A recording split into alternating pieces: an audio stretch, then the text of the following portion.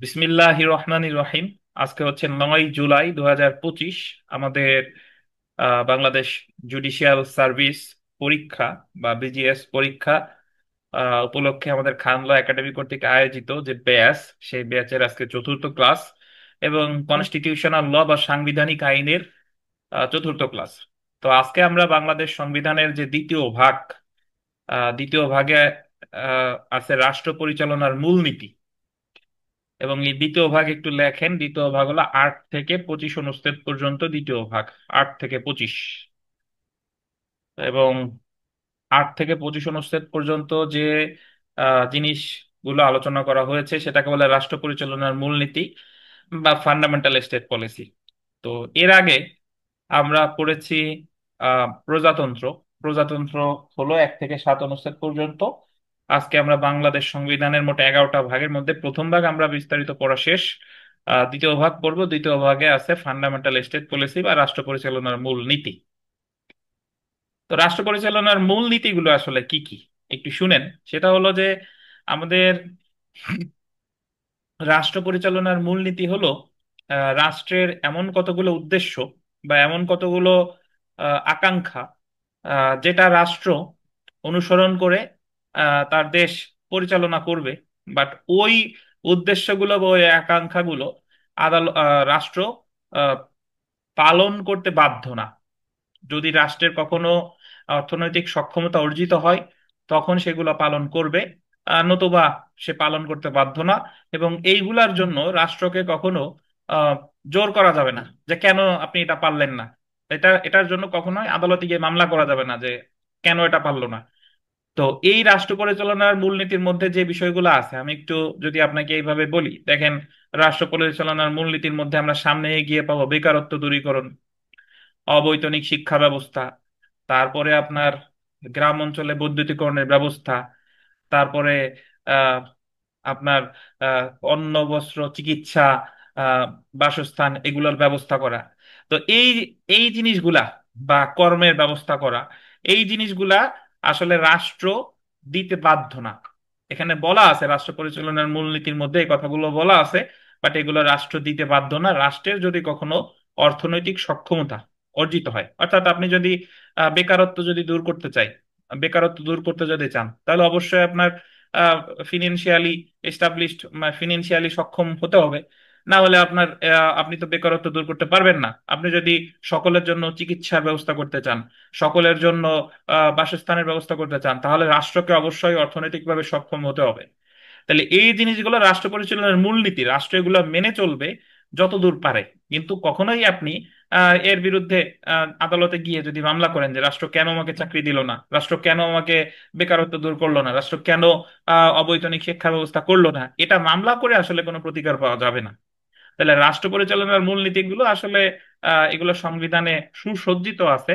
এগুলা রাষ্ট্রের যখন সুযোগ সুবিধা হবে তখন এগুলা রাষ্ট্র পালন করবে। কিন্তু এগুলো করতে রাষ্ট্রকে বাধ্য করা যাবে না।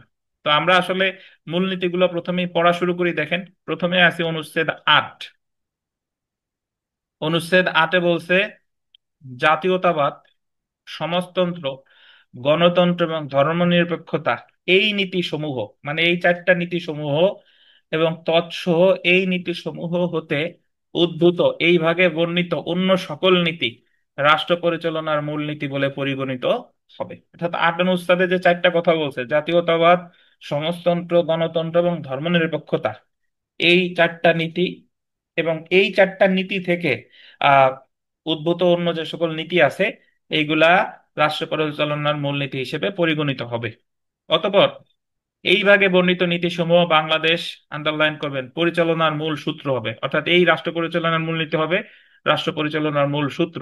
আইন প্রণয়নকালে রাষ্ট্র তা প্রয়োগ করবে।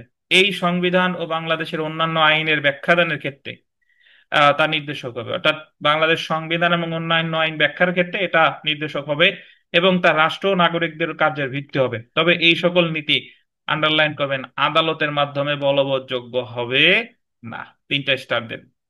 পরীক্ষায় প্রশ্ন আসবে যে রাষ্ট্র পরিচালনার মূলনীতি কি আদালতের মাধ্যমে বলবৎযোগ্য? উত্তর হবে না।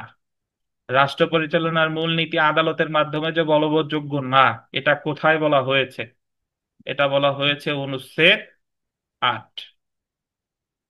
আদালতের মাধ্যমে বলবৎযোগ্য নাই নয় মানে হলো যদি রাষ্ট্র কাউকে চাকরি দিতে না পারে, যদি রাষ্ট্র বেকারত্ব দূর করতে না পারে, যদি কখনো রাষ্ট্র আহ, গণতন্ত্রকে রক্ষা করতে না পারে, তো সেই ক্ষেত্রে আপনি যদি আদালতে মামলা করেন যে কেন পারলো না, এটা আদালতের মাধ্যমে এইগুলো বলবৎ করা যাবে না। সে কথাই বলা হয়েছে অনুচ্ছেদ 8-এ। তো অনুচ্ছেদ 8টা আমরা যদি একটু বিস্তারিত পড়ি, দেখেন বিশ্লেষণমূলক ভাবে যে রাষ্ট্র পরিচালনার মূলনীতি সমূহ বা ফান্ডামেন্টাল স্টেট পলিসি, সংবিধানের 8 অনুচ্ছেদ অনুযায়ী রাষ্ট্র পরিচালনার মূলনীতি 4টি। সংবিধানের 8 অনুচ্ছেদে রাষ্ট্র পরিচালনার মূলনীতি সরাসরি 4টা বলছে। রাষ্ট্র পরিচালনার মূলনীতি কিন্তু অনেকগুলা, 8 থেকে 25 পর্যন্ত, বাট 8 অনুচ্ছেদে মূলনীতি বলছে 4টা। সেই 4টা কি কি? সেই 4টা হলো জাতীয়তাবাদ, ন্যাশনালিজম, সমাজতন্ত্র, সোশিয়ালিজম, গণতন্ত্র, ডেমোক্রেসি, ধর্মনিরপেক্ষতা, সেকুলারিজম। তো যদি আপনাকে বলে 8 অনুচ্ছেদে রাষ্ট্র পরিচালনার মূলনীতি কয়টা? 4টা। আপনারা কেউ কি বলতে পারেন যারা আছেন, বলেন তো এই 4টা মূলনীতি আর কোথায় আছে? আমরা যা পড়ে এসেছি এই স্যার, পর্যন্ত, কোথায় প্রিয়াম্বলে আছে? দেখছি স্যার, প্রিয়াম্বলে। প্রিএম্বলে। ধন্যবাদ। এই 4টা মূলনীতি আর আছে হচ্ছে আপনার প্রস্তাবনা বা প্রিএম্বলে। ধন্যবাদ শাকিল। তো এখন আমরা রাষ্ট্র পরিচালনার যে মূলনীতি এগুলো আসলে কখন কি ছিল, অনেক সময় পরীক্ষায় প্রশ্ন আসে যে 72-এর সংবিধানে কি ছিল, এরপরে বর্তমান সংবিধানে কি আছে, বা এগুলো কখনো পরিবর্তিত হয়েছে কিনা। এই জিনিসগুলো যদি একটু দেখি, যে 1972 সালে যে 4টা নীতি ছিল, জাতীয়তাবাদ, সমাজতন্ত্র, গণতন্ত্র, ধর্মনিরপেক্ষতা, ঠিক ছিল। কিন্তু 1979 সালে পঞ্চম সংশোধনীতে 1979 সালে পঞ্চম সংশোধনী আনা হয়। এই পঞ্চম সংশোধনীতে বলছে যে রাষ্ট্র পরিচালনার মূলনীতি জাতীয়তাবাদ, সমাজতন্ত্রের বাদ দিয়ে আরো কিছু যোগ করা হলো অর্থনৈতিক ও সামাজিক ন্যায় বিচার অর্থে সমাজতন্ত্র, গণতন্ত্র এবং নিরপেক্ষতাকে বাদ দিয়ে সেখানে করা হলো সর্বশক্তিমান আল্লাহর উপর সম্পূর্ণ আস্থা ও বিশ্বাস। পরবর্তীতে 2011 সালে যে 15তম সংশোধনী, সেখানে আবার ওই বাকি 4টাকে আবার ফিরিয়ে আনা হয়। 72-এর সংবিধানে যা ছিল সেটা আবার 2011 সালে 15তম সংশোধনীর মাধ্যমে এটা আবার ফিরিয়ে আনা হয়। তো তাহলে 1972 সালের সংবিধানে রাষ্ট্র পরিচালনার মূলনীতি ছিল 4টা, কিন্তু পঞ্চম সংশোধনীর মাধ্যমে রাষ্ট্র পরিচালনার মূলনীতির ক্ষেত্রে কিছুটা পরিবর্তন করা হয়। 1976 সালের 6 এপ্রিল পঞ্চম সংশোধনীর দ্বারা রাষ্ট্র মূলনীতি ধর্মনিরপেক্ষতাকে বাতিল করে সর্বশক্তিমান আল্লাহর উপর পূর্ণ আস্থা ও বিশ্বাসকে রাষ্ট্রীয় সকল কাজের ভিত্তি বলে ঘোষণা করা হয়। অন্যদিকে রাষ্ট্রীয় মূলনীতি সমাজতন্ত্র বলতে অর্থনৈতিক ও সামাজিক ন্যায় বিচার বোঝানো হয়েছে। আচ্ছা, আমি একটু ব্যাখ্যা দিই, আপনারা আসলে বুঝতেন কিনা। আপনারা এই মুহূর্তে যারা আছেন কেউ কি বলতে পারেন যে সমাজতন্ত্র বলতে আসলে কি বোঝায়?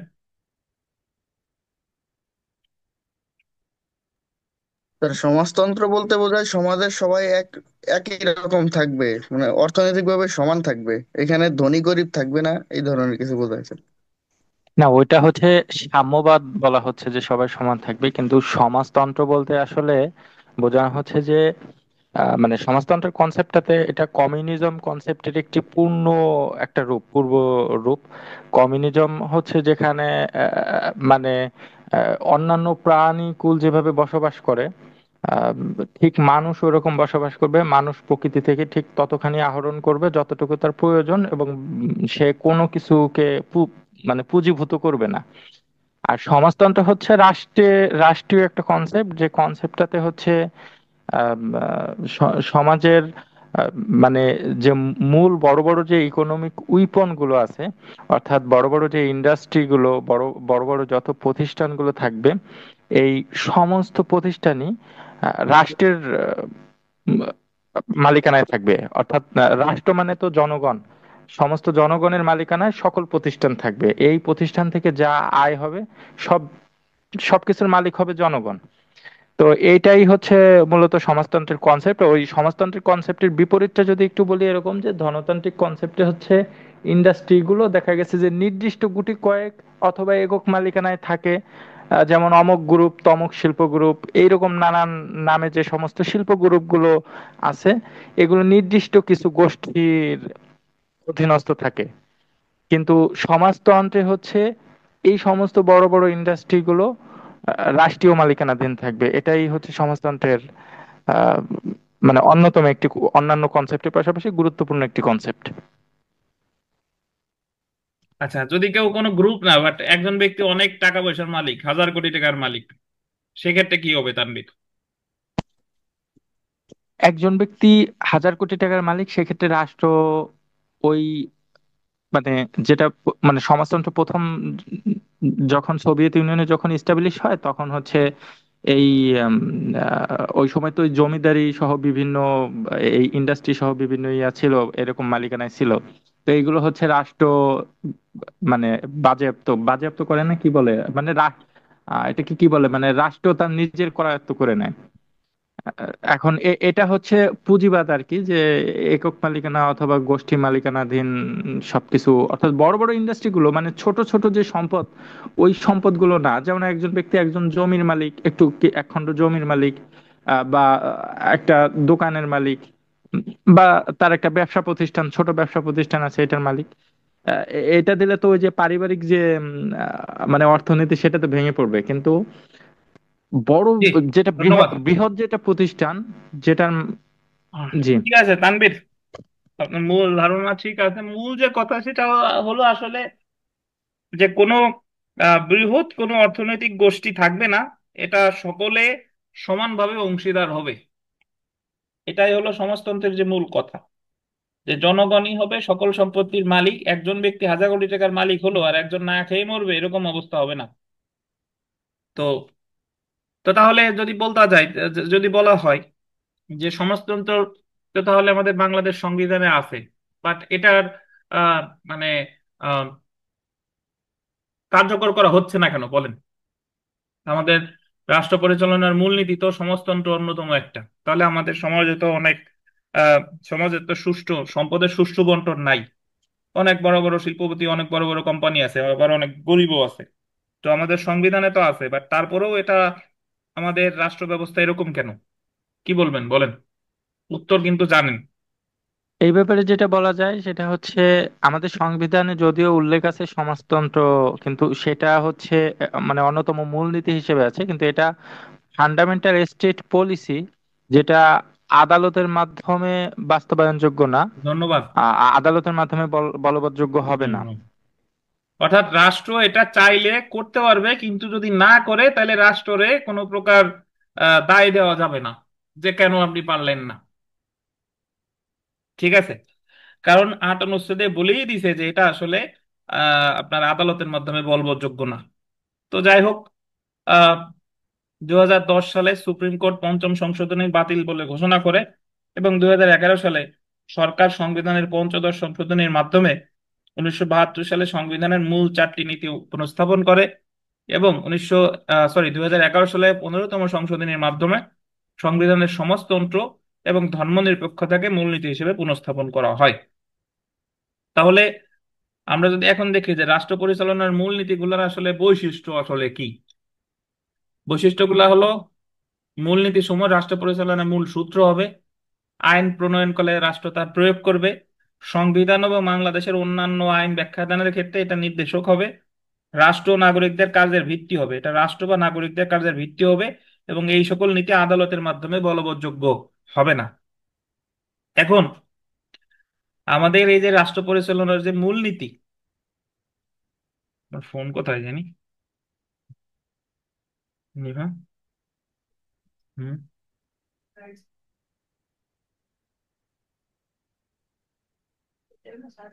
দেওনি দেওনি।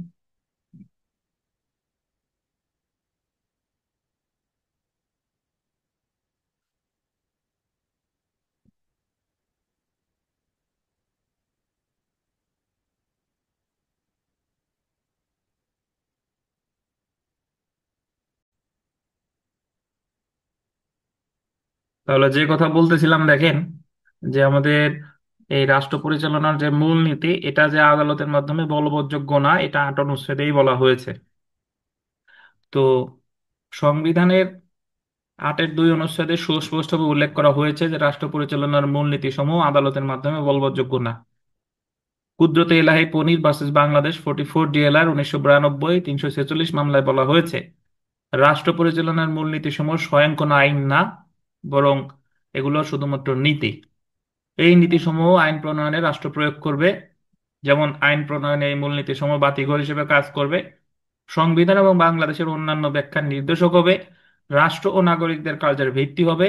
যেহেতু এগুলো আইন না, সেহেতু এই নীতিসমূহ আদালত কর্তৃক বলবৎযোগ্য না।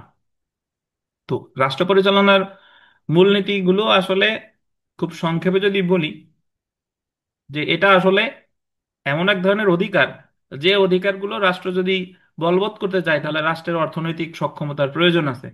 সো যে কারণে রাষ্ট্র যখন অর্থনৈতিকভাবে স্বাবলম্বী হবে, তখন সে আসলে এই মূলনীতিগুলো কার্যকর করবে। কিন্তু সে যদি কখনো কার্যকর করতে ব্যর্থ হয়, তো তাহলে রাষ্ট্রের বিরুদ্ধে আপনি কোনো পদক্ষেপ নিতে পারবেন না। তো রাষ্ট্র পরিচালনার মূলনীতি সমূহ আদালতের মাধ্যমে বলবৎযোগ্য না হওয়ার পরেও কেন এই সকল মূলনীতি সংবিধান উল্লেখ করা হয়েছে, সেই কারণসমূহ তৎকালীন বিচারপতি শাহাবুদ্দিন আহমেদ কুদরতে ইলাহি পনির ভার্সেস বাংলাদেশ এই মামলায় নিম্নলিখিতভাবে উল্লেখ করছে। সো এখানে একটা জিনিস খেয়াল করবেন, আমাদের ওই সংবিধানের থেকে কেস রেফারেন্স থেকে প্রশ্ন আসে যে কুদরতে ইলাহি পনির ভার্সেস বাংলাদেশ এই মামলায় তৎকালীন বিচারপতি কে রায় লিখেন, কে? যে যারা যারা রায় লিখেন তার মধ্যে একজন হলেন, কে বলেন, বিচারপতি শাহাবুদ্দিন আহমেদ। তো এই নীতিসমূহ আদালত কর্তৃক বলবৎযোগ্য না হওয়ার কারণ সুস্পষ্ট। শান্তিপূর্ণ উপায়ে, কিন্তু রাতারাতি না, বরং ধাপে ধাপে দেশের অর্থনৈতিক উন্নয়নের জন্য, এই যে দেখেন, শান্তিপূর্ণ উপায়ে রাতারাতি না, বরং ধাপে ধাপে দেশের অর্থনৈতিক উন্নয়নের জন্য এই নীতিসমূহ জনকর্মসূচি প্রকৃতির। এই কর্মসূচি সমূহ বাস্তবায়নের জন্য প্রয়োজন সম্পদ, কারিগরি জ্ঞান, গণশিক্ষা সহ আরো অনেক কিছু। শান্তিপূর্ণ আর্থসামাজিক বিপ্লবের জন্য এই সকল আবশ্যিক উপাদানের অস্তিত্ব আছে কিনা সেটা রাষ্ট্র নির্ধারণ করবে। তাহলে আমরা এতক্ষণ ধরে পড়ে যে জিনিসটা বুঝলাম, সেটা হলো যে রাষ্ট্র পরিচালনার মূলনীতি সম্পর্কে আলোচনা করছে 8 থেকে 25 অনুচ্ছেদ পর্যন্ত। তো তার মধ্যে যে অনুচ্ছেদ 8, সেখানে বলা হয়েছে রাষ্ট্র পরিচালনার আদালত সুষ্ঠু গণতন্ত্র নিরপেক্ষতা, এবং এই রাষ্ট্র পরিচালনা সমূহ আদালতের মাধ্যমে বলবৎযোগ্য হবে না। সো আমরা যদি একটা প্রশ্ন দেখি, 10ম জুডিশিয়াল সার্ভিস পরীক্ষা এসেছিল যে এই সকল নীতি আদালতের মাধ্যমে বলবৎযোগ্য হবে না, shall not be judicially enforceable, শব্দগুলো সংবিধানের কোন অনুচ্ছেদে আছে বলেন? উত্তরটা ভুল আছে। উত্তরে আছে খতে আছে 11, বাট অ্যাকচুয়ালি আছে কত অনুচ্ছেদে বলেন? অষ্টম অনুচ্ছেদে। তাহলে উত্তর হবে ঘ, নাকি? জি। তারপরে সেলফ প্র্যাকটিসের যদি একটা প্রশ্ন আছে, দেখেন, সর্বপ্রথম কোন দেশের সংবিধানে রাষ্ট্র পরিচালনা নীতির ধারণা অন্তর্ভুক্ত করা হয়েছিল? এটা বলছে আয়ারল্যান্ড। আয়ারল্যান্ড, জি স্যার, এটা কি তো বলেন? জানা। আয়ারল্যান্ড। এবং আয়ারল্যান্ড। এর আগে আমরা পড়ছি যে প্রস্তাবনা সর্বপ্রথম কোন দেশের সংবিধানে আসে? উত্তর হবে যুক্তরাষ্ট্র। যুক্তরাষ্ট্র। যুক্তরাষ্ট্র। ঠিক আছে। সেখানে দুইটা জিনিস আপনি সামনে হয়তো কনফিউজড হয়ে যাবেন। রাষ্ট্র পরিচালনার মূলনীতি সর্বপ্রথম অন্তর্ভুক্ত করে আয়ারল্যান্ড তাদের সংবিধানে, আর প্রস্তাবনা অন্তর্ভুক্ত করে কোন দেশের সংবিধানে? যুক্তরাষ্ট্র। যুক্তরাষ্ট্র। আরেকটা বিষয় পড়ছিলাম যে বেসিক কাঠামো নিয়ে সর্বপ্রথম হচ্ছে ভারতে। হ্যাঁ, বেসিক স্ট্রাকচার সর্বপ্রথম জি। Kesavananda Bharati versus state of Kerala মামলায় বলা হয়। আর বাংলাদেশে বেসিক স্ট্রাকচার নিয়ে কথা বলা হয় আনোয়ার হোসেন চৌধুরী নরসেন ভার্সেস চৌধুরী ভার্সেস বাংলাদেশে। বাংলাদেশ। জি। তারপর যদি দেখেন যে সংবিধানের কোন অংশে রাষ্ট্র পরিচালনার মূলনীতি নিয়ে আলোচনা করা হয়েছে, কোন অংশে বলেন? দ্বিতীয় তৃতীয় বলেন। অংশ। 4 নম্বর প্রশ্ন যদি একটু পড়ি, দেখেন যে সংবিধানের কত অনুচ্ছেদ থেকে কত অনুচ্ছেদ পর্যন্ত রাষ্ট্র পরিচালনার মূলনীতি সম্পর্কে আলোচনা করা হয়েছে? 8 থেকে 25। 1 থেকে 25। এরপরে 11 নম্বর যদি আমরা দেখি, যে কততম সংশোধনীর মাধ্যমে রাষ্ট্র পরিচালনার মূলনীতি থেকে ধর্মনিরপেক্ষতা বাতিল করা হয়? কততম সংশোধনী বলেন? পঞ্চম। পঞ্চম সংশোধনী। আবার কততম সংবিধান সংশোধনীর মাধ্যমে রাষ্ট্র পরিচালনার মূলনীতি হিসেবে ধর্মনিরপেক্ষতাকে পুনঃস্থাপন করা হয়? 15তম সংশোধনী। 15তম সংশোধনী। আচ্ছা, তাহলে আমরা নবম অনুচ্ছেদে চলে এসে অনুচ্ছেদ 9। অনুচ্ছেদ 9 বলছে জাতীয়তাবাদ। তো 8 অনুচ্ছেদে আপনার রাষ্ট্র পরিচালনার মূলনীতি কয়টা বলেন তো? কয়টা? চারটা। চারটি: চারটা। ঠিকই।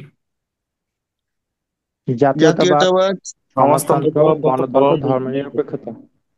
এই চারটাই আলোচনা করছে 9, 10, 11, 12। 9 বলছে দেখেন জাতীয়তাবাদ। ভাষাগত ও সংস্কৃতিগত একক সত্তা বিশিষ্ট যে বাঙালি জাতি ঐক্যবদ্ধ ও সংকল্পবদ্ধ সংগ্রাম করে জাতীয় মুক্তিযুদ্ধের মাধ্যমে বাংলাদেশের স্বাধীনতা ও সার্বভৌমত্ব অর্জন করেছে, সেই বাঙালি জাতির গোল দেবেন ঐক্য ও সংহতি হবে বাঙালি জাতীয়তাবাদের ভিত্তি। পরীক্ষা একবার প্রশ্ন এসেছিল যে বাঙালি জাতির জাতীয়তাবাদের ভিত্তি হবে কি? ঐক্য ও সংহতি। বাঙালি জাতীয়তাবাদের ভিত্তি কি বলেন? ঐক্য ও সংহতি। সংহতি। সংহতি। এই যে দেখেন, বিগত বছরের প্রশ্ন যদি আমরা দেখি, যে গণপ্রজাতন্ত্রী বাংলাদেশ সংবিধান অনুসারে বাঙালি জাতীয়তাবাদের ভিত্তি হবে ঐক্য ও সংহতি। সংহতি। 12তম বিজিএস পরীক্ষায় এসেছিল। অতঃপর অনুচ্ছেদ 10-এ বলছে সমাজতন্ত্র ও শোষণ মুক্তি। সমাজতন্ত্র ও শোষণ মুক্তি, মানুষের উপর মানুষের শোষণ হতে মুক্ত, ন্যায়ানুগ ও সাম্যবাদী সমাজ লাভ নিশ্চিত করার উদ্দেশ্যে সমাজতান্ত্রিক অর্থনৈতিক ব্যবস্থা প্রতিষ্ঠা করা হবে। অর্থাৎ আমাদের বাংলাদেশ সংবিধানের 10 নং অনুচ্ছেদে বলা হচ্ছে যে মানুষের শোষণ হতে মুক্ত, ন্যায়ানুগ এবং সাম্যবাদী সমাজ লাভ নিশ্চিত করার উদ্দেশ্যে সমাজতান্ত্রিক অর্থনৈতিক প্রতিষ্ঠা করা হবে। এখন এই সমাজতান্ত্রিক অর্থনৈতিক প্রতিষ্ঠা করা হবে, তার মানে এই না যে রাষ্ট্র এটা প্রতিষ্ঠা করতে বাধ্য। রাষ্ট্র যদি কখনো সক্ষমতা অর্জন করে তাহলে প্রতিষ্ঠা করবে, নতুবা রাষ্ট্রটা কিন্তু দোষারোপ করা যাবে না। ঠিক আছে? তো আমরা যদি সেলফ প্র্যাকটিসে চলে আসি, 2 নম্বর প্রশ্ন, যে মানুষের উপর এ- মানুষের শোষণ হতে মুক্ত, ন্যায়ানুগ ও সাম্যবাদী সমাজ লাভ নিশ্চিত করার উদ্দেশ্যে ড্যাশ প্রতিষ্ঠা করা যাবে। কি প্রতিষ্ঠা করা হবে বলেন? সমাজতান্ত্রিক অর্থনৈতিক ব্যবস্থা। তো এখানে এখানে প্রশ্ন। একটা বিষয় একটু যদি দেখি আমরা, আমাদের 10 অনুচ্ছেদ যেটা মানে ইন্ডিকেট করে যে আমাদের দেশটা তো একটা মানে সোশ্যালিস্ট কান্ট্রি হিসেবে গড়ে তোলার জন্য এই 10 অনুচ্ছেদটা করা, হুম, হুম, হুম, অন্তর্ভুক্ত করা। হুম। সেক্ষেত্রে মানে আহ, তাহলে আচ্ছা ঠিক আছে। বলেন তানভীর, শেষ করেন তাহলে। না মানে বঙ্গবন্ধু 1974 সালে যে দলটা গঠন করছিল, বাংলাদেশ কৃষক শ্রমিক লীগ, 75 সালে, আহ, জি। জি হুম, 1975 সালে হুম, বাকশাল যে দলটা গঠন করছিল, হুম। তো ওইখানে এই এই কনসেপ্ট গুলোই বারবার বলা হচ্ছিল যে অর্থনৈতিক মুক্তি, হ্যাঁ, এবং ওইখানে এরকম একটা বিষয় আসতেছিল যে তিনি নাকি সমাজতন্ত্রের পথে হাঁটতেছেন। হ্যাঁ, হ্যাঁ, এটা হ্যাঁ। নিয়ে অনেকে তার প্রতি কন্ট্রোভার্সি ক্ষুব্ধ ছিল। ছিল, যে এবং মার্কিন যুক্তরাষ্ট্র সহ অন্যান্য অনেক রাষ্ট্রের সে একটু রোষানলে ছিল, হুম, হুম, রাষ্ট্রগুলো তাকে সহযোগিতা করতেছিল না, এরকম কিছু বিষয় পত্রপত্রিকায় হুম, হুম, হুম। পড়াশোনা করছিলাম আর কি একটা সময়। জি, জি। তো তাহলে আমাদের যেটা মনে রাখতে হবে যে 9 অনুচ্ছেদে জাতীয়তাবাদ, 10-এ সমাজতন্ত্র ও শোষণ মুক্তি, 11 অনুচ্ছেদে দেখেন গণতন্ত্র ও মানবাধিকার। অনুচ্ছেদ 11 গণতন্ত্র ও মানবাধিকার। প্রজাতন্ত্র হবে একটি গণতন্ত্র যেখানে মৌলিক মানবাধিকার এবং স্বাধীনতার নিশ্চয়তা থাকবে, মানব সত্তার মর্যাদা ও মূল্যের প্রতি শ্রদ্ধাবোধ নিশ্চিত হবে। এবং লাস্টের লাইনটা ভিভিআই, এটা বিভিন্ন পরীক্ষায় আসে, মনে রাখতে হবে, প্রশাসনের সকল পর্যায়ে নির্বাচিত প্রতিনিধিদের মাধ্যমে জনগণের কার্যকর অংশগ্রহণ নিশ্চিত হবে। প্রশাসনের সকল পর্যায়ে নির্বাচিত প্রতিনিধিদের মাধ্যমে জনগণের কার্যকর অংশগ্রহণ নিশ্চিত হবে। তাহলে প্রজাতন্ত্র হবে যে একটা গণতন্ত্র, এটা বলা হয়েছে কত অনুচ্ছেদে? 11। এবং প্রশাসনের সকল পর্যায়ে নির্বাচিত প্রতিনিধিদের মাধ্যমে জনগণের কার্যকর অংশগ্রহণ নিশ্চিত হবে। তাহলে আমরা যদি একটু শর্ট নোটে চলে আসি, দেখেন 11 অনুচ্ছেদের শুরুতে প্রজাতন্ত্র হিসেবে বাংলাদেশ কেমন রাষ্ট্র হবে সেটা বলা হয়েছে। 11 অনুচ্ছেদের শুরুতে সুস্পষ্ট করা হয়েছে যে প্রজাতন্ত্র হিসেবে বাংলাদেশ একটি গণতান্ত্রিক রাষ্ট্র হবে। সংবিধানের 8 অনুচ্ছেদ ও প্রস্তাবনা অনুসারে সংবিধানের অন্যতম মূলনীতি হবে গণতন্ত্র। 11 অনুচ্ছেদে প্রজাতন্ত্র হবে একটি গণতন্ত্র বিধান করার মাধ্যমে গণতন্ত্র যে রাষ্ট্র পরিচালনার মূলনীতি সেটারই প্রতিফলন ঘটেছে। অতঃপর 11 অনুচ্ছেদে কতিপয় বিষয়ের নিশ্চয়তা দেওয়া হয়েছে। কি কি দেখেন? মৌলিক মানবাধিকার, স্বাধীনতা, মানব সত্তার মর্যাদা ও মূল্যবোধের প্রতি শ্রদ্ধাবোধ। অন্যদিকে 11 অনুচ্ছেদে নির্বাচিত প্রতিনিধিদের মাধ্যমে প্রশাসনে জনগণের কার্যকর অংশগ্রহণ নিশ্চিত করার বিধান যুক্ত করা হয়েছে। তো আমাদের তো আসলে লাইন বাই লাইন এভাবে মনে রাখা সম্ভব না। যে জিনিসটা আমাদের জন্য গুরুত্বপূর্ণ সেটা আপনি 8 অনুচ্ছেদে মনে রাখবেন, যে 4টা মূলনীতি বলছে, এবং 8 অনুচ্ছেদে বলছে রাষ্ট্র পরিচালনার মূলনীতি আদালতের মাধ্যমে বলবৎযোগ্য না। 8 অনুচ্ছেদে এটা মনে রাখলেই হবে। 9 অনুচ্ছেদে মনে রাখবেন জাতীয়তাবাদ। আহ জাতীয়তাবাদের ভিত্তি হবে ঐক্য ও সংহতি, এটা 9 অনুচ্ছেদ থেকে মনে রাখলেই হবে। 10 অনুচ্ছেদে মনে রাখবেন সমাজতন্ত্র ও শোষণ মুক্তি, এতটুকু মনে রাখলেই হবে। 11 অনুচ্ছেদে মনে রাখবেন গণতন্ত্র। তো গণতন্ত্র এবং প্রশাসনের সকল পর্যায়ে নির্বাচিত প্রতিনিধিদের অংশগ্রহণ নিশ্চিত করার বিধান, এটা আছে কততে? 11-তে। এতটুকু মনে রাখলেই হবে। তাহলে 9-এ জাতীয়তাবাদ, 10-এ সমাজতন্ত্র ও শোষণ মুক্তি, এবং 11-তে গণতন্ত্র ও মানবাধিকার। তো আমরা বিগত বছরের প্রশ্ন যদি পড়ি, যে প্রজাতন্ত্র হবে একটি গণতন্ত্র, এটা কোথায় বলা আছে? কথায় বলা আছে গণতন্ত্র মানে 11। কত অনুচ্ছেদে? 11। 11 অনুচ্ছেদ। অতঃপর দেখেন বাংলাদেশের সংবিধানের 11 অনুচ্ছেদ। হুম বাংলাদেশের সংবিধানের কোন অনুচ্ছেদে প্রশাসনের সকল পর্যায়ে নির্বাচিত প্রতিনিধিদের মাধ্যমে কার্যকর অংশগ্রহণ নিশ্চয়? প্রশাসনের সকল পর্যায়ে বললেই কত অনুচ্ছেদ? 11 অনুচ্ছেদ। তাহলে আপনার মনে রাখার যে সহজ সিস্টেম, 10 অনুচ্ছেদে 4টা মূলনীতি, সরি 8 অনুচ্ছেদে 4টা মূলনীতি বলছে: জাতীয়তাবাদ, সমাজতন্ত্র, গণতন্ত্র, আপনার ধর্মনিরপেক্ষতা। তাহলে 8 অনুচ্ছেদের পরের যে 4টা অনুচ্ছেদ, সেই 4টাতেই এই 4টা জিনিস বলছে। যেরকম 9 হচ্ছে জাতীয়তাবাদ, 10-এ সমাজতন্ত্র শোষণ মুক্তি, 11-তে গণতন্ত্র। এবার আমরা চলে আসবো, দেখেন 12 অনুচ্ছেদে কি আছে। তো 12-তে আসার আগে এখানে সেলফ প্র্যাকটিসের যে প্রশ্নগুলো আছে এগুলো একটু পড়ে ফেলবেন। তো তার আগে 1 নম্বর প্রশ্নটা যদি দেখেন, সংবিধানের কত অনুচ্ছেদ গণতন্ত্র, মানবাধিকার, ডেমোক্রেসি এন্ড হিউম্যান রাইটস সম্পর্কে আলোচনা করা হয়েছে? কত অনুচ্ছেদ? 11। 11 অনুচ্ছেদ। 11। তো আমরা চলে আসি 12 অনুচ্ছেদ, ধর্মনিরপেক্ষতা ও ধর্মীয় স্বাধীনতা। ধর্মনিরপেক্ষতা ও ধর্মীয় স্বাধীনতা।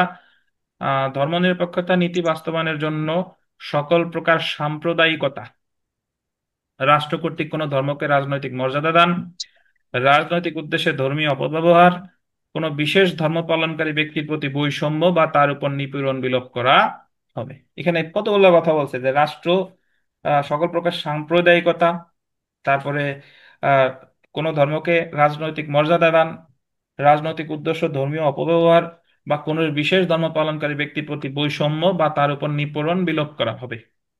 তো শর্ট নোটে যদি আমরা চলে আসি, যে সংবিধানের প্রস্তাবনায় এবং 8 অনুচ্ছেদে ধর্মনিরপেক্ষতাকে রাষ্ট্র পরিচালনার মূলনীতি হিসেবে অভিহিত করা হয়েছে।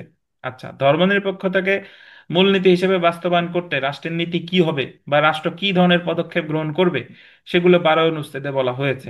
12 অনুচ্ছেদে ধর্মনিরপেক্ষতা ও ধর্মীয় স্বাধীনতা বাস্তবায়ন করতে 4টি বিষয় বিলোপ করা হবে। কি কি দেখেন 4টা বিষয় কি কি? একটা হলো সকল সকল প্রকার সাম্প্রদায়িকতা, সকল প্রকার সাম্প্রদায়িকতা বিলোপ করা হবে আর কি। রাষ্ট্র কর্তৃক কোনো ধর্মকে রাজনৈতিক মর্যাদা দান, the granting by the state of political status in favour of any religion. কোনো ধর্মকে আপনার রাজনৈতিক মর্যাদা দেওয়া যাবে না। রাজনৈতিক উদ্দেশ্যে ধর্ম অপব্যবহার করা যাবে না, the abuse of religion for political process. কোনো বিশেষ ধর্ম পালনকারী ব্যক্তির প্রতি বৈষম্য বা ধর্ম বা তার উপর নিপীড়ন, any discrimination against or persecution of persons practising a particular religion. এখন এখানে একটা জিনিস আপনাদের আমার কাছে খটকা লাগে, যে বিষয়টা হলো, দেখেন এখানে বলেছে যে রাজনৈতিক যেটা সেটা হলো রাষ্ট্র কর্তৃক কোনো ধর্মকে রাজনৈতিক মর্যাদা দান। আচ্ছা, বলছে যে রাষ্ট্র কর্তৃক কোনো ধর্মের রাজনৈতিক মর্যাদা দান করা যাবে না। কিন্তু সংবিধানের 2 কথা কি আছে বলেন? রাষ্ট্রধর্ম হবে ইসলাম। রাষ্ট্রধর্ম ইসলাম। তাহলে এই এই এই নীতিটা, এই কথাটা ওই 2 কর সাথে সাংঘর্ষিক লাগে না? দেখেন তো, যে রাষ্ট্র কর্তৃক কোনো ধর্মকে রাজনৈতিক মর্যাদা দান করা যাবে না, কিন্তু আবার রাষ্ট্রই 2 কতে বলে দিছে যে ইসলাম হবে কি বলেন? রাষ্ট্রধর্ম। রাষ্ট্র। রাষ্ট্রধর্ম। তাহলে এটা অনেকটা মানে পরস্পর বিরোধী মনে হয়। ভালো হতো যদি 2 কতে জি। রাষ্ট্রধর্ম কথাটা না থাকতো, তাহলে এই বিধানটা, মানে এই কথাটার মর্যাদা আরো বেড়ে যেত। জি। তো তাহলে আমরা যদি একটু এখানে দেখি যে ধর্মনিরপেক্ষতার ক্ষেত্রে সাংবিধানিক পরিবর্তন সমূহ, 1972 সালে ধর্মনিরপেক্ষতা ছিল, 79-তে ধর্মনিরপেক্ষতা বাদ করা হয় এবং বাদ দিয়ে সেখানে বিসমিল্লাহির রহমানির রহিম দয়াময় পরম দয়ালু আল্লাহর নামে যুক্ত করা হয়। 2010 সালে যে পঞ্চম সংশোধনী বাতিল করে অতঃপর 2011 সালে 15তম সংশোধনীর মাধ্যমে ধর্মনিরপেক্ষতা প্রতিস্থাপন করা হয় এবং বিসমিল্লাহির রহমানির রহিম দয়াময় পরম দয়ালু আল্লাহর নামে বিষয়টি বহাল লেখা হয়। আচ্ছা, তো এখানে যে বিষয়টা দেখেন, 1972 সালের আহ 12 অনুচ্ছেদ ধর্মনিরপেক্ষতার বিধানটি ছিল, পঞ্চম সংশোধনীর মাধ্যমে তা বাতিল করা হয়। 1977 সালে প্রোক্লেমেশন অর্ডারের মাধ্যমে নিম্নলিখিত সংশোধন করা হয়। কি কি? সংবিধানের শুরুতে বিসমিল্লাহির রহমানির রহিম থাকে। রাষ্ট্র মূলনীতিকে ধর্মনিরপেক্ষতাকে বাতিল করে সর্বশক্তিমান আল্লাহর উপর পূর্ণ আস্থা ও বিশ্বাস, এটা ভিত্তি করা হয় এবং 12 অনুচ্ছেদে ধর্মনিরপেক্ষতার বিধান বাতিল করা হয়। 1979 সালের 6 এপ্রিল পঞ্চম সংশোধনীর দ্বারা উপরে উল্লেখিত বিষয়গুলিকে বৈধতা দান করা হয়। 2010 সালে সুপ্রিম কোর্টের আপিল বিভাগ পঞ্চম সংশোধনী বাতিল করে। তো যদি কখনো পরীক্ষায় প্রশ্ন আসে যে পঞ্চম সংশোধনী বাতিল করছে কত সালে, 2010 সালে, এবং 2011 সালে সরকার সংবিধানের পঞ্চদশ সংশোধনী মানে 15তম সংশোধনীর মাধ্যমে 1972 সালে সংবিধানের মূল 4 নীতি প্রতিস্থাপন করে এবং একই সাথে 12 অনুচ্ছেদটি ধর্মনিরপেক্ষতাকে প্রতিস্থাপন করে। তো আপাতত কন্ট্রোভার্সি আছে, ঝামেলা আছে, বাট যেটা মনে রাখেন যে কোন অনুচ্ছেদে কি আছে। আমরা আজকে এখন পর্যন্ত 4টা অনুচ্ছেদ 5টা অনুচ্ছেদ পড়ছি, দেখেন। 8 অনুচ্ছেদে আছে মূলনীতি, 9 অনুচ্ছেদে আছে জাতীয়তাবাদ, 10 অনুচ্ছেদে আছে সমাজতন্ত্র, 11তে আছে গণতন্ত্র, আর 12তে কি আছে বলেন? ধর্ম নিরপেক্ষতা। তো এখান থেকে কোনোদিনই কোনো প্রশ্ন আসে নাই। 12 নম্বর মানে সেলফ প্র্যাকটিসের 1 নম্বর প্রশ্নটা যদি পড়ি, যে সংবিধানের কত অনুচ্ছেদে ধর্মনিরপেক্ষতা বা ধর্মীয় স্বাধীনতা নিশ্চিত করা হয়েছে, কত অনুচ্ছেদে বলেন?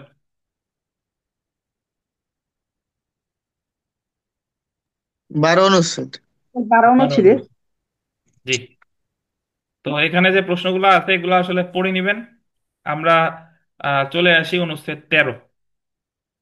দেখেন, অনুচ্ছেদ 13-তে বলেছে যে মালিকানার নীতি, উৎপাদন যন্ত্র, উৎপাদন ব্যবস্থা ও বন্টন প্রণালী সমূহের মালিক ও নিয়ন্ত্রক হবে জনগণ। কি কি? উৎপাদন যন্ত্র, উৎপাদন ব্যবস্থা ও বন্টন প্রণালী সমূহের মালিক বা নিয়ন্ত্রক হবে জনগণ, এবং এই উদ্দেশ্যে মালিকানা ব্যবস্থা নিম্নরূপ হবে। আমাদের আহ রাষ্ট্র পরিচালনার মূলনীতি যে অধ্যায়, এখানে 13তম অনুচ্ছেদে বলছে যে মালিকানা 3 প্রকার। একটা বলছে দেখেন রাষ্ট্রীয় মালিকানা, সমবায়ী মালিকানা, ব্যক্তিগত মালিকানা। তাহলে 13 অনুচ্ছেদে কত প্রকার মালিকানা বলছে বলেন?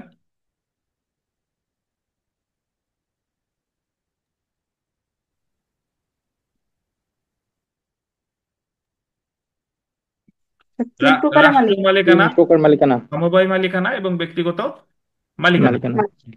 রাষ্ট্রীয় মালিকানা অর্থ অর্থনৈতিক জীবনের প্রধান প্রধান ক্ষেত্র নিয়ে সুষ্ঠু গতিশীল রাষ্ট্রায়ত্ত সরকারি খাত সৃষ্টির মাধ্যমে জনগণের পক্ষে রাষ্ট্রের মালিকানা।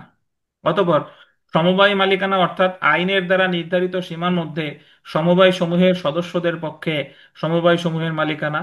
এবং ব্যক্তিগত মালিকানা অর্থাৎ আইনের দ্বারা নির্ধারিত সীমার মধ্যে ব্যক্তির মালিকানা। সো আপনার এত ব্যাখ্যা না জানলেও হবে, জাস্ট মনে রাখেন যে মালিকানার নীতি এই বিষয়টা আছে কত অনুচ্ছেদে? 13 অনুচ্ছেদে। এবং কত প্রকার মালিকানা সম্পর্কে বলছে? কত প্রকার? 3 প্রকার। 3 প্রকার। তিন রাষ্ট্রীয়, প্রকার সমবায়, ব্যক্তিগত। রাষ্ট্রীয়, সমবায় আর কি বলেন? ব্যক্তিগত। ব্যক্তিগত। ব্যক্তিগত। তাহলে শর্ট নোটে যদি আমরা চলে আসি, দেখেন সংবিধানের 13 অনুচ্ছেদ মালিকানার নীতির প্রিন্সিপালস অফ ওনারশিপ নিয়ে আলোচনা করা হয়েছে। এই অনুচ্ছেদে 3 শ্রেণীর মালিকানার সংজ্ঞা দেওয়া হয়েছে। একটা হলো রাষ্ট্রীয় মালিকানা বা স্টেট ওনারশিপ, সমবায় মালিকানা বা কোঅপারেটিভ ওনারশিপ, অ্যান্ড সবশেষ হচ্ছে ব্যক্তিগত মালিকানা বা প্রাইভেট ওনারশিপ। 3 অনুচ্ছেদ অনুসারে উৎপাদন যন্ত্র, উৎপাদন ব্যবস্থা ও বন্টন প্রণালী সমূহের মালিক ও নিয়ন্ত্রক হবে জনগণ। তো আমরা যদি বিগত বছরের প্রশ্ন দেখি, দেখেন একেবারে সর্বশেষ যে বিজিএস মানে 2024 সালে পরীক্ষা হয়েছে, 25 সালে এখন পর্যন্ত কোনো প্রিলি হয় নাই। তো 2024 সালে যে পরীক্ষাটা হয়েছে, সেখানে দেখেন সংবিধানে কত ধরনের মালিকানার ব্যবস্থা আছে? কত ধরনের বলেন তো? তিন ধরনের। তিন তিন ধরনের। ধরনের। কত তিন অনুচ্ছেদে ধরনের। বলছে? 13 অনুচ্ছেদে। জি। 13 অনুচ্ছেদে। তো এখানে আমরা সেলফ প্র্যাকটিসের 4 নাম্বার প্রশ্নটা যদি দেখি, যে সংবিধানের 13 অনুচ্ছেদ অনুসারে উৎপাদন যন্ত্র, উৎপাদন ব্যবস্থা ও বন্টন প্রণালী সমূহের মালিক ও নিয়ন্ত্রক হবে কে? জনগণ।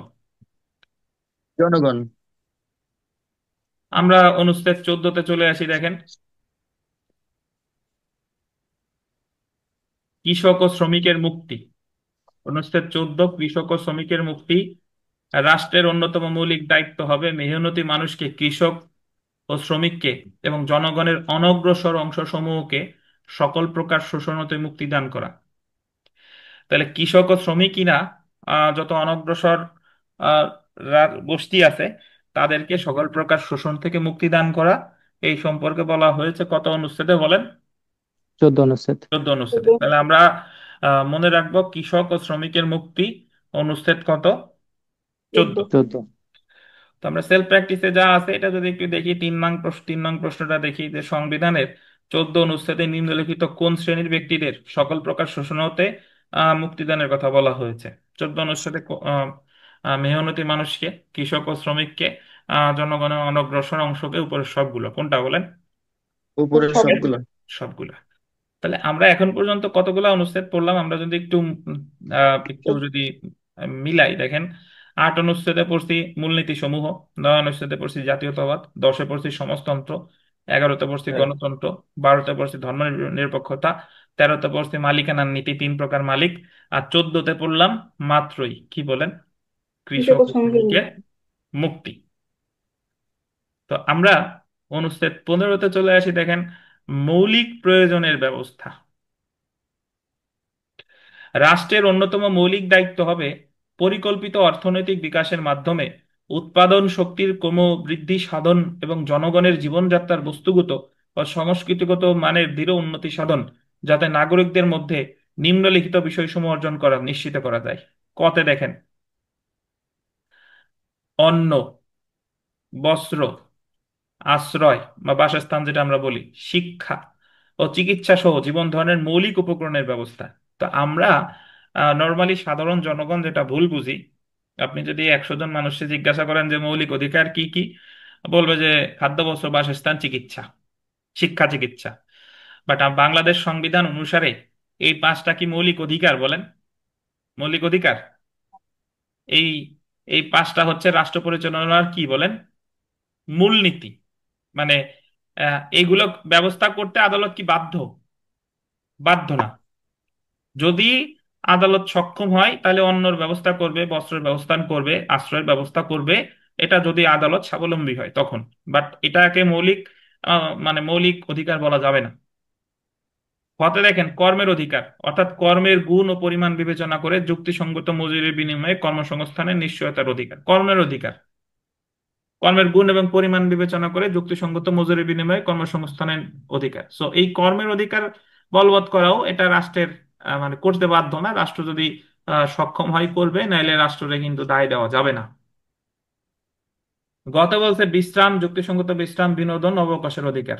বলছে যুক্তিসঙ্গত বিশ্রামের ব্যবস্থা করতে হবে, বিনোদনের ব্যবস্থা করতে হবে, অবকাশের ব্যবস্থা করতে হবে। এবং 15-র যে ঘ, সেখানে বলছে দেখেন গুরুত্বপূর্ণ বেশ, সামাজিক নিরাপত্তার অধিকার, অর্থাৎ বেকারত্ব, ব্যাধি, পঙ্গুত্বজনিত কিংবা বৈধতা, মাতা পিতৃহীনতা বা বার্ধক্যজনিত কিংবা অনুরূপ অন্যান্য পরিস্থিতিজনিত আয়ত্তাতিক কারণে অভাবগ্রস্ততার ক্ষেত্রে সরকারি সাহায্য লাভের অধিকার। তাহলে এই জায়গায় রাষ্ট্র পরিচালনার মূলনীতিতে বলছে যে যদি কেউ বেকার থাকে, যদি কেউ পঙ্গুত্বজনিত ব্যাধি থাকে, মাত্রা এতিম, মাতা পিতাহীন বা বার্ধক্যজনিত কারণ থাকে, তাহলে রাষ্ট্র তারে সাহায্য লাভ, মানে রাষ্ট্র তারে সাহায্য করবে। তাহলে রাষ্ট্র যদি সাহায্য তারে না করে, আপনি যদি মামলা করেন গিয়ে যে সংবিধানের 15 অনুচ্ছেদে আছে যে আমি বেকার, আমার সাহায্য করতে, রাষ্ট্র সাহায্য করতেছে না, রাষ্ট্রের সাহায্য করতে নির্দেশ দেন, বলেন তো কোর্ট এটারে রাষ্ট্রের নির্দেশ দিবে কিনা সাহায্য করার জন্য? না, দিতে পারবে না এটা। দিতে পারবে না, কারণ রাষ্ট্র পরিচালনার মূলনীতিকে কখনো কি করা যায় না, কোর্টের মাধ্যমে বলবৎ করা যায় যায় না। না। তো তাহলে এখানে 15 অনুচ্ছেদটা বেশ গুরুত্বপূর্ণ। 15 অনুচ্ছেদে 4টা উপনুচ্ছেদ আছে। কত বলছে অন্ন বস্ত্র বাসস্থান শিক্ষা চিকিৎসা এগুলা, কত বলছে কর্মের অধিকার, গত বলছে বিশ্রাম অবকাশের অধিকার, এবং সবশেষে বলছে সামাজিক নিরাপত্তা, যার মধ্যে আছে বেকারত্ব, ব্যাধি পঙ্গুত্ব জনিত, এগুলা থেকে রাষ্ট্র পরিত্রাণের জন্য যথোপযুক্ত চেষ্টা করবে। তো যদি আমরা একটু দেখি যে পনেরো পনেরো অনুচ্ছেদে প্রয়োজনের ব্যবস্থার স্বীকৃতি দেওয়া হয়েছে। 15 অনুচ্ছেদে ক দফায় মৌলিক প্রয়োজন বেসিক নেসেসিটিস, জীবন বলতে বলতে জীবন ধারণের 5টি মৌলিক উপকরণকে অন্তর্ভুক্ত করবে, তথা অন্ন বস্ত্র আশ্রয় শিক্ষা চিকিৎসা। 15 অনুচ্ছেদের খ দফায় কর্মের অধিকার স্বীকৃতি দেওয়া হয়েছে। এই দফায় কর্মের অধিকার বলতে কর্মের গুণ পরিমাণ বিবেচনা করে যুক্তিসঙ্গত মজুরির বিনিময়ে কর্মসংস্থান নিশ্চয়তার অধিকার বোঝানো হয়েছে। সুতরাং 15 অনুচ্ছেদের খ দফায় যুক্তিসঙ্গত মজুরির বিনিময়ে কর্মসংস্থানের নিশ্চয়তা দেওয়া হয়েছে। অতঃপর দেখেন 15 অনুচ্ছেদের ঘ দফায় আহ সামাজিক নিরাপত্তার কথা বলা হয়েছে। এই দফায় সামাজিক নিরাপত্তা বলতে বেকারত্ব, ব্যাধি পঙ্গুত্বজনিত কিংবা বৈধতা, মাতাপিতৃহীনতা, বার্ধক্যজনিত কিংবা অনুরূপ অন্যান্য পরিস্থিতিজনিত আয়ত্তাতি কারণে আহ অভাবগ্রস্ততার ক্ষেত্রে সরকারি সাহায্য লাভের অধিকার বোঝানো হয়েছে। তো যদি আপনাকে বলা হয় খাদ্য, বস্ত্র, বাসস্থান, চিকিৎসা এগুলা কি মৌলিক অধিকার নাকি রাষ্ট্র পরিচালনার মূল নীতি, বলেন? স্যার, রাষ্ট্র পরিচালনার মূলনীতি। রাষ্ট্র পরিচালনার মূল নীতি, এটাকে কিন্তু মৌলিক অধিকার বলা যাবে না। 2 নম্বরে যদি দেখেন সেলফ প্র্যাকটিসের 2, সংবিধানের 15 অনুচ্ছেদ অনুসারে জীবন ধারণের মৌলিক উপকরণ কয়টা? কয়টা বলেন? 5টা। এই যে অন্ন, পাঁচটি। পাঁচটা। বস্ত্র, আশ্রয়, শিক্ষা, চিকিৎসা। তাহলে জীবন ধারণের মৌলিক উপকরণ 5টা। পাঁচটা। পাঁচটি। আর যে প্রশ্ন আছে এগুলা আসলে পেয়ে যাবেন। আমরা আজকে খুব আর একটু পড়ে আপনাদের ছেড়ে দিব, দেখেন। তো আমরা 16 অনুচ্ছেদটা একটু পড়ি। 16 অনুচ্ছেদে পড়ছে, বলেছে যে গ্রামীণ উন্নয়ন ও কৃষি বিপ্লব। গ্রামীণ উন্নয়ন ও কৃষি বিপ্লব নগর ও গ্রাম অঞ্চলের জীবনযাত্রার মানের বৈষম্য ক্রমাগতভাবে দূর করার উদ্দেশ্যে, মানে নগরের সাথে গ্রাম অঞ্চলের জীবনযাত্রার যে মান, এটা দূর করার জন্য কৃষি বিপ্লবের বিকাশ, গ্রাম অঞ্চলে বৈদ্যুতিকরণের ব্যবস্থা, কুটির শিল্প অন্যান্য শিল্পের বিকাশ এবং শিল্প যোগাযোগ ব্যবস্থা ও জনস্বাস্থ্যের উন্নয়নের মাধ্যমে গ্রাম অঞ্চলের আমূল রূপান্তর সাধনের জন্য রাষ্ট্র কার্যকর ব্যবস্থা গ্রহণ করবে। এটার অর্থ হলো যে রাষ্ট্র শহরের সাথে আমাদের গ্রামের যে আহ, বৈষম্য আছে এটা দূর করার জন্য গ্রাম অঞ্চলে বৈদ্যুতিকরণের ব্যবস্থা করবে, কুটির শিল্পের বিকাশ ঘটাবে, শিক্ষা যোগাযোগ ব্যবস্থার উন্নতি করবে। এটা আসলে রাষ্ট্র করতে কি বাধ্য? বাধ্য না। বাট যদি সে অর্থনৈতিকভাবে কখনো স্বাবলম্বী হয়, তাহলে সে আসলে এগুলো করতে পারে, নতুবা তারে করতে কিন্তু আসলে সে বাধ্য না। তো তাহলে আমার মনে রাখতে হবে, পরীক্ষায় এভাবে প্রশ্ন আসতে পারে যে গ্রাম অঞ্চলে বৈদ্যুতিকরণের ব্যবস্থা করবে রাষ্ট্র, এটা কত অনুচ্ছেদে বলা হয়েছে? কত অনুচ্ছেদ? ষোলো। ষোলো। 16 অনুচ্ছেদ। তাহলে আমরা 16 অনুচ্ছেদ পর্যন্ত একটু মিলাই, দেখেন। 8-এ বলছে মূলনীতি, 9-এ বলছে জাতীয়তাবাদ, 10-এ বলছে সমাজতন্ত্র, 11-তে বলছে গণতন্ত্র, 12-তে বলছে ধর্মনিরপেক্ষতা, 13-তে বলছে মালিকানার নীতি, 14-তে কি বলছে মনে আছে? কৃষক ও শ্রমিকের মুক্তি। মুক্তি। 15-তে আছে মৌলিক প্রয়োজনীয় ব্যবস্থা, এই যে মাত্র শেষ করে আসলাম। আর 16-তে আছে গ্রামীণ উন্নয়ন ও কৃষি বিপ্লব। বিপ্লব। তো আমাদের আজকে রাতের সর্বশেষ যে অনুচ্ছেদ যেটা আমরা পড়বো সেটা হচ্ছে অবৈতনিক ও বাধ্যতামূলক শিক্ষা। একই পদ্ধতির গণমুখী ও সার্বজনীন শিক্ষা ব্যবস্থা প্রতিষ্ঠার জন্য এবং আইনের দ্বারা নির্ধারিত স্তর পর্যন্ত, এটা একটা আন্ডারলাইন করেন, আইনের দ্বারা নির্ধারিত স্তর পর্যন্ত সকল বালক বালিকাকে অবৈতনিক ও বাধ্যতামূলক শিক্ষাদানের জন্য, সমাজের প্রয়োজনের সাথে শিক্ষাকে সঙ্গতিপূর্ণ করার জন্য এবং সেই প্রয়োজন সিদ্ধ করার উদ্দেশ্যে যথাযথ প্রশিক্ষণপ্রাপ্ত ও সদিচ্ছা প্রণোদিত নাগরিক সৃষ্টির জন্য আইনের দ্বারা নির্ধারিত সময়ের মধ্যে নিরক্ষরতা দূর করার ব্যবস্থা গ্রহণ করবে। এখন আমাদের বাংলাদেশ সংবিধানের 17 অনুচ্ছেদে বলেছে অবৈতনিক এবং বাধ্যতামূলক শিক্ষা।